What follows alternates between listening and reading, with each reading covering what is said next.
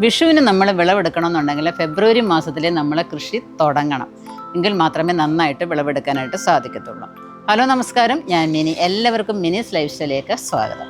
അപ്പോൾ ഇന്നത്തെ നമ്മുടെ വീഡിയോ എന്ന് പറഞ്ഞാൽ ഫെബ്രുവരി മാസത്തിൽ നമുക്ക് ഈസിയായിട്ട് കൃഷി ചെയ്യാവുന്ന 10 പച്ചക്കറികളെ കുറിച്ചാണ്. അപ്പം അതെന്തൊക്കെയാണെന്ന് നോക്കാം. നമുക്ക് വീഡിയോയിലോട്ട് പോകാം. പോകുന്നതിന് മുമ്പായിട്ട് നിങ്ങൾ ആദ്യമായിട്ടാണ് മിനീസ് ലൈഫ് സ്റ്റൈൽ ചാനൽ കാണുന്നുണ്ടെങ്കിൽ ഒന്ന് സബ്സ്ക്രൈബ് ചെയ്തിട്ട് കാണാനായിട്ട് ശ്രമിക്കുക. അപ്പോൾ നിങ്ങൾക്ക് നല്ല നല്ല ടിപ്സുകളും ട്രിക്സുകളും ഒക്കെ അറിയാനായിട്ട് സാധിക്കും.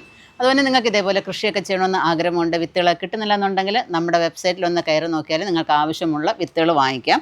അതുകൂടാതെ തന്നെ ഫെബ്രുവരി മാസത്തിൽ നിങ്ങൾക്ക് കൃഷി ചെയ്യാനുള്ള 10 ടൈപ്പ് വിത്തുകൾ ഒരു കിറ്റായിട്ട് നമ്മൾ കൊടുക്കുന്നുണ്ട്. അപ്പോൾ ഈ 10 ടൈപ്പ് വിത്തുകൾ വാങ്ങിക്കണമെന്നുണ്ടെങ്കിൽ നമ്മുടെ വെബ്സൈറ്റിൽ കൂടെ നിങ്ങൾക്ക് വാങ്ങിക്കാം. അത് കൂടാതെ തന്നെ വാട്സപ്പ് നമ്പർ കൂടെ കൊടുത്തേക്കാം, അങ്ങനെ നിങ്ങൾക്ക് വാങ്ങിക്കാവുന്നതാണ്. അപ്പം നമുക്ക് വീഡിയോയിലോട്ട് പോകാം. ഫെബ്രുവരി മാസത്തിൽ എന്തൊക്കെ കൃഷി ചെയ്യാം എന്നുള്ളതാണ്. അപ്പോൾ ഒന്നാമതായിട്ട് ഏറ്റവും നല്ല കാലാവസ്ഥയാണ് നമുക്ക് കൃഷി ചെയ്യാനായിട്ട്. വെള്ളത്തിനൊക്കെ ഷോർട്ടേജൊക്കെ ഉണ്ട്, അതൊക്കെ വേറെ കാര്യം. എന്നാലും ഇനി നമുക്ക് മഴയൊക്കെ വരാൻ പോകുന്ന സമയമാണ്.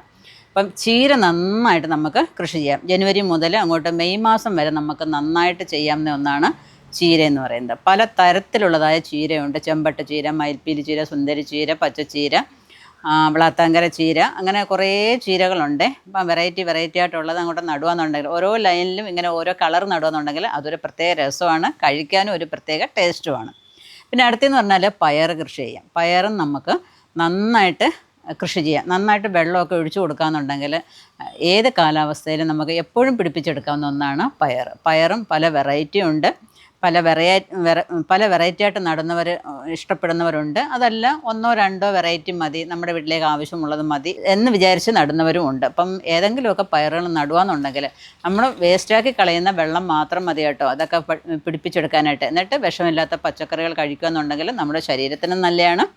അപ്പോൾ നമുക്കൊരു പ്രത്യേക ഒരു ഉന്മേഷമാണ്. നമ്മുടെ പറമ്പിലോട്ടൊക്കെ പോകുമ്പോൾ ഇതൊക്കെ ഒന്ന് കാണുമ്പോൾ തന്നെ ഒരു പ്രത്യേക സന്തോഷം തന്നെയാണ്. പയറിൻ്റെ തന്നെ വെറൈറ്റിയുടെ കാര്യം പറഞ്ഞല്ലോ. ഇപ്പം നമ്മുടെ വെബ്സൈറ്റിൽ തന്നെ ഒരു 10-25ഓളം ടൈപ്പ് കുറ്റിപ്പയറാണെന്നുണ്ടെങ്കിലും വള്ളിപ്പയറാണെന്നുണ്ടെങ്കിലും നല്ല കളറുള്ള വയലറ്റ് പയർ, ഇങ്ങനെ ഉള്ളതായ പലതരം പയറുകൾ നമ്മുടെ വെബ്സൈറ്റിൽ കൂടെ നമ്മൾ കൊടുക്കുന്നുണ്ട്. ആവശ്യമുള്ളവർക്ക് വാങ്ങിച്ച് നടാവുന്നതാണ്.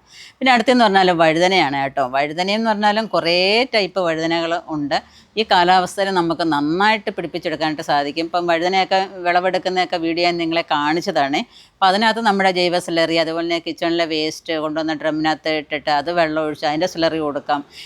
ഏത് സ്ലറി വേണമെന്നുണ്ടെങ്കിൽ നമുക്ക് കൊടുക്കാം. നമ്മുടെ വീട്ടിൽ നമ്മൾ വെറുതെ കളയുന്ന കഞ്ഞിവെള്ളം, അതുപോലെ തന്നെ പാൽപാത്രം കഴുകുന്നത്, ഇങ്ങനെയുള്ളതായ ഒരു വെള്ളവും നമ്മൾ വേസ്റ്റാക്കി കളയരുത്. അതെല്ലാം ഒരു ബക്കറ്റിനകത്താക്കി വെച്ചിട്ട് നമ്മളതിൻ്റെയൊക്കെ ചോട്ടിൽ കൊണ്ടുവന്ന് ഒഴിക്കുകയെന്നുണ്ടെങ്കിൽ എല്ലാ പച്ചക്കറികളും നമുക്ക് വിളവെടുക്കാനായിട്ട് സാധിക്കും. ഇപ്പോൾ ഞാൻ ആദ്യം ചീരയുടെ കാര്യം പറഞ്ഞു, പയറിൻ്റെ കാര്യം പറഞ്ഞു, വഴുതനയുടെ കാര്യം പറഞ്ഞു.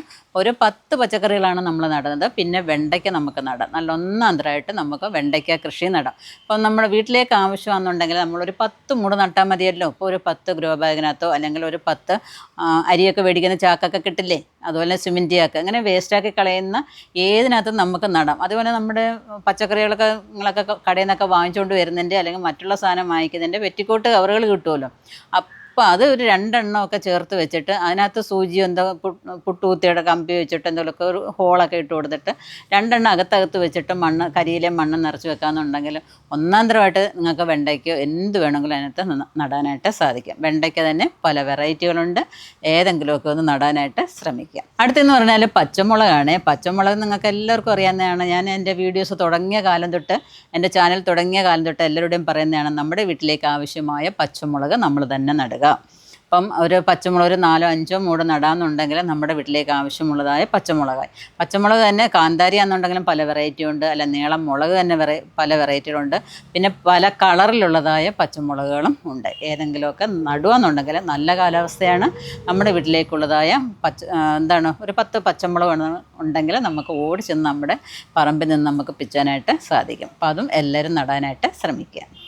അപ്പോൾ ഈ വേനൽക്കാലത്തും നന്നായിട്ട് നമുക്ക് നടാൻ പറ്റുന്ന ഒന്നാണ് തക്കാളി എന്ന് പറയുന്നത്. തക്കാളിക്ക് ഇപ്പം കഴിഞ്ഞ വീഡിയോ നിങ്ങൾ കണ്ടിട്ടുണ്ടായിരിക്കുമല്ലോ, ഞാൻ തക്കാളി വിളവെടുക്കുന്നതൊക്കെ. അപ്പം അതേപോലെയൊക്കെ ഒന്ന് തക്കാളി നടുകയെന്നുണ്ടെങ്കിൽ ഈ വേനൽക്കാലം ആണെന്നുണ്ടെങ്കിലും മഴക്കാലം ആണെന്നുണ്ടെങ്കിലും നമുക്ക് തക്കാളി വിളവെടുക്കാനായിട്ട് സാധിക്കും.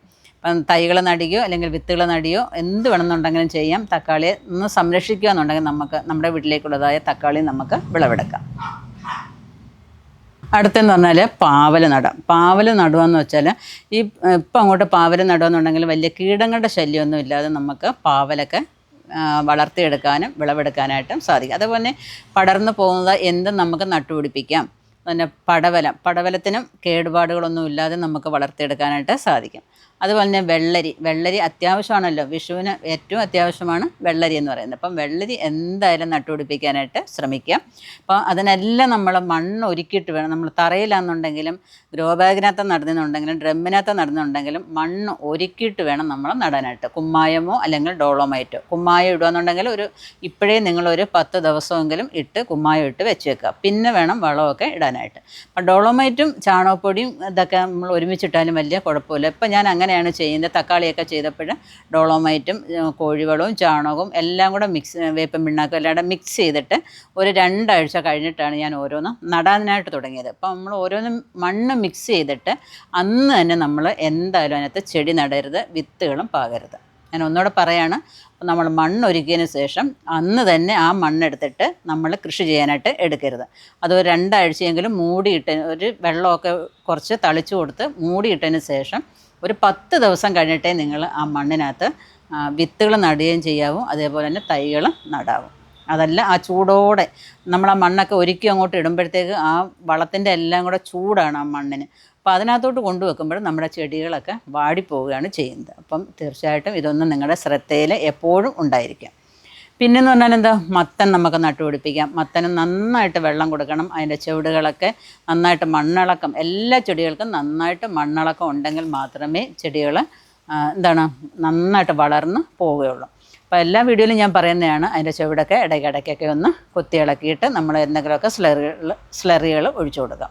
പിന്നെ വാട്ടമുണ്ട്, ദ്രുതവാട്ടമുണ്ട്, അതേപോലെ തന്നെ നിമാവിരകളുടെ ആക്രമണമുണ്ട്. ഇതിനൊക്കെ നമ്മൾ ബിവേറിയ നമുക്ക് ഉപയോഗിക്കാം. അതേപോലെ തന്നെ സൂഡോമോണസ് ഇടയ്ക്കൊക്കെ കലക്കി ഒഴിച്ചു കൊടുക്കാം. ഇങ്ങനെയൊക്കെ നമ്മൾ ചെയ്യുക. പിന്നെ നമ്മുടെ ഒരു നോട്ടമാണ് വേണ്ടത്. ഇപ്പോൾ ഈ സൂഡോമോണസ് ആണെന്നെങ്കിലും ബിവേറിയ എന്നുണ്ടെങ്കിലും ഒഴിക്കുന്നതിന് മുമ്പായിട്ട് നമ്മുടെ ഒരു നോട്ടം ഉണ്ടെന്നുണ്ടെങ്കിൽ ഇതൊന്നും നമുക്ക് തളിക്കേണ്ടതായിട്ട് വരത്തില്ല. അപ്പം രാവിലെയും വൈകുന്നേരവും ഒരു അരമണിക്കൂർ നേരം നമ്മുടെ പച്ചക്കറികളുടെയൊക്കെ അടുത്തോട്ടൊക്കെ ഒന്ന് പോകുകയെന്നുണ്ടെങ്കിൽ നമുക്ക് ഇവരെയൊക്കെ ഒന്ന് നിരീക്ഷിക്കാനും സാധിക്കും. അവരെ അടുത്തോട്ട് പോകുമ്പോൾ നമ്മുടെ ഒരു സ്പർശനം ഏൽക്കുമ്പോൾ, നമ്മുടെ ഒരു കാലിൻ്റെ സ്പർശനം ഏൽക്കുമ്പോൾ, കൈയുടെ സ്പർശനം ഏൽക്കുമ്പോൾ തന്നെ അവർക്കൊരു ഉന്മേഷമാണ് അല്ലേ. നമ്മുടെ കുഞ്ഞുങ്ങളുടെ അടുത്തോട്ട് ചെല്ലുമ്പം കുഞ്ഞുങ്ങൾ ഉള്ള ഒരു സന്തോഷം പോലെയാണ് ഈ പച്ചക്കറി ആണെന്നുണ്ടെങ്കിലും കോഴികളാണെന്നുണ്ടെങ്കിലും പട്ടികളാണെന്നുണ്ടെങ്കിലും. അപ്പം എല്ലാവരും കൃഷിയിലോട്ട് വരിക, സ്വന്തമായിട്ട് കൃഷി ചെയ്യുക, നമ്മുടെ കുടുംബത്തെ അതിനകത്ത് ഉൾപ്പെടുത്തുക. വെള്ളം ഒഴിക്കാനും അല്ലാതെ വിളവെടുക്കാൻ മാത്രം ഒരു കൂട്ടരും അധ്വാനിക്കാൻ ഒരു കൂട്ടരും ആവരുത്. എല്ലാവരും ഒത്തൊരുമിച്ച് നമ്മുടെ പറമ്പിലോട്ട് ഇറങ്ങി കൃഷി ചെയ്യുകയെന്നുണ്ടെങ്കിൽ നമുക്ക് ആരോഗ്യത്തോടെ ഇരിക്കാനായിട്ട് സാധിക്കും. അപ്പോൾ നിങ്ങൾക്ക് ഈ വീഡിയോ ഇഷ്ടപ്പെട്ടുകയാണെന്ന് വിചാരിക്കുന്നു. ഇഷ്ടപ്പെട്ടെന്നുണ്ടെങ്കിൽ ലൈക്ക് ചെയ്യുക, ഷെയർ ചെയ്യുക. സബ്സ്ക്രൈബ് ചെയ്യാതെ കാണുന്നവരെന്നുണ്ടെങ്കിൽ സബ്സ്ക്രൈബ് ചെയ്തിട്ട് കാണാനായിട്ട് ശ്രമിക്കുക. അതുപോലെ തന്നെ വിഷുവിന് വേണ്ടിയിട്ടുള്ളതായ 10 ടൈപ്പ് വിത്തുകൾ നമ്മളൊരു കിറ്റായിട്ട്, ഒരു കോംബോ ആയിട്ട് നമ്മൾ ഈ ഫെബ്രുവരി മാസത്തിൽ കൊടുക്കുന്നുണ്ട്. അപ്പോൾ ആവശ്യമുള്ളവർ നമ്മുടെ വെബ്സൈറ്റിൽ കയറി വാങ്ങിക്കുക. അപ്പം അത് കയറി വാങ്ങിക്കാൻ അറിയാത്തവർക്ക് നമ്മൾ വാട്സപ്പ് നമ്പറൂടെ കൊടുത്തേക്കാം. അങ്ങനെ നിങ്ങൾക്ക് വാങ്ങിക്കാവുന്നതാണ്. എങ്ങനെയെങ്കിലും ഈ 10 കൃഷികൾ പച്ചക്കറി കൃഷികൾ നിങ്ങൾ ചെയ്യാനായിട്ട് ശ്രമിക്കുക. അപ്പോൾ അടുത്ത വീഡിയോയിൽ കാണുന്നവരെ ഞാൻ മിനി. നന്ദി, നമസ്കാരം.